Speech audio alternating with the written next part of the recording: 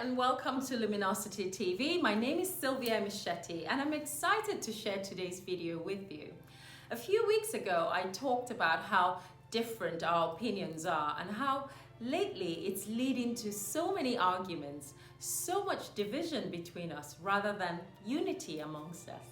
And many times we tend to complain about how things are not going right whilst carefully excluding ourselves from the cause of the problem.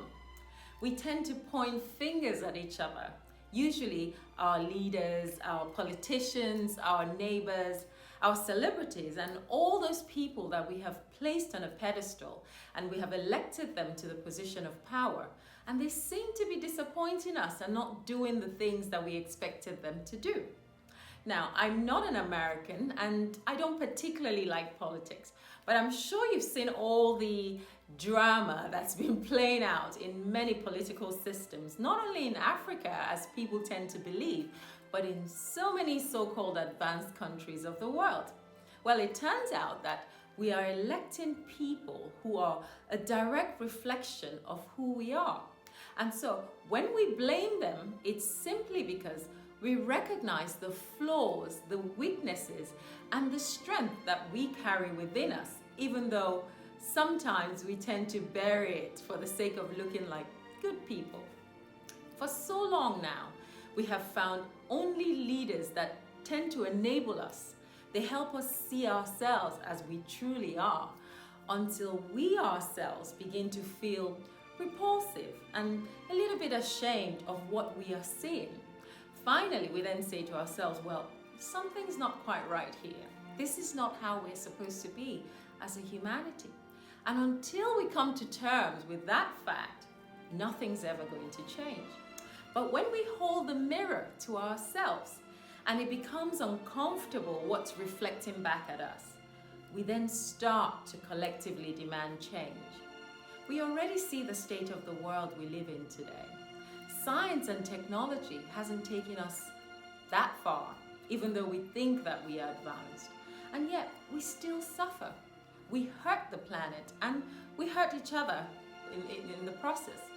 But the awakening is slowly happening. And that's the beautiful thing about this moment that we're experiencing right now. But until then, we will continue to elect leaders who are greedy, selfish, and corrupt, because we as a collective humanity are greedy, selfish, and corrupt. We have elected those who are homogeneous to us. They are homogeneous to our character. For them to represent us, that means that they are a direct reflection of us. I mean, I don't recall a goat ever leading a pack of wolves, do you? So stop blaming the president, stop blaming the government, stop blaming the scientists and those greedy tech guys. We're the ones who have given them the power. The president is a direct reflection of the mindset of those that voted him in. And the doctor and scientists that are spewing information to us these days that are either true or false are a reflection of the kind of education that we have sent our children to go and learn, and the pedestal that we have placed intellectual knowledge on, rather than integrity, fairness, kindness, and just being truthful about the way we do things. The tech guys that we tend to complain about and call greedy, they're giving us exactly what we want online. A social media image that's completely false in comparison to our everyday life, bringing out our pretentious self because, well, we want our egos validated and verified.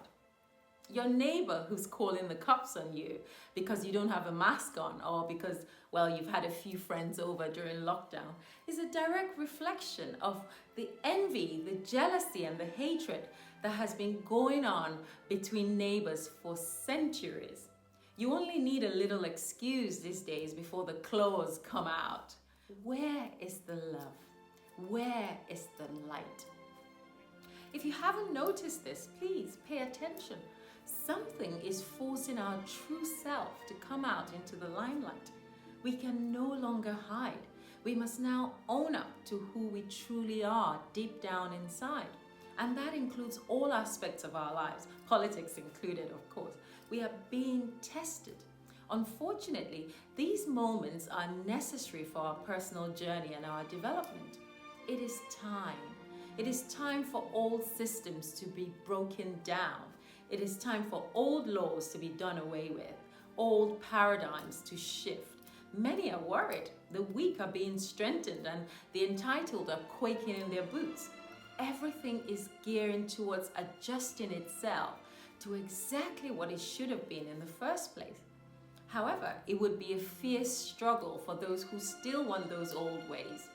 Most people are frazzled, nervous, uncomfortable. The system that they've been used to for so long is breaking down right before us. And what is useless in society that we previously placed on a pedestal and worshipped is now being gradually dismantled. And whatever dark that has been hiding for so long is gradually being uncovered. We are seeing the true colors of humanity at this very moment. What binds us together, what attracts us to each other, our common goal, our deepest secrets, our little groups, factions and affiliations, all getting strengthened. And the noise is getting louder, which is why they say, be careful whose troop you delight in.